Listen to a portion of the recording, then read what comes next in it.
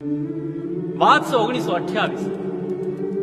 કવિ ઝવેરચંદ મેઘાણી ગીરના જંગલમાં ચારણોના નેહડામાં મહેમાન થઈને બેઠા છે. મજાની વાતો હાલે છે, રંગ જામ્યો છે. એ ઘડીએ ચારણોના નેહડામાંથી રીડ પડી કે હાવા જાય. ઘડીકમાં હંધાને ખબર પડી જાય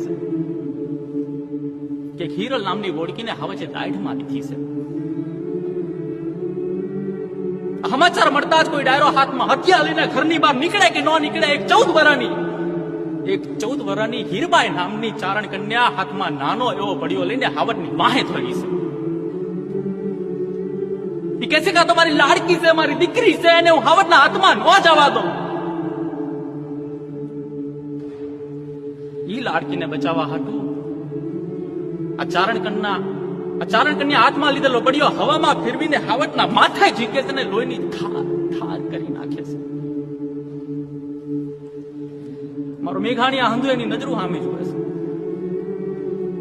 ઈ કહેશે કે યુદ્ધમાં મહિષાસુરનો વધ કરવા હાટું એ માવડીએ જે જગદંબાનું રૂપ લીધું તું, આ એ માવડી, આ એ જગદંબા મારી નજરો સામે ઊભી છે. મારા ભાઈઓ ને બહેનો, એ મેઘાણીએ કરેલું ચારણ કન્યાનું વર્ણન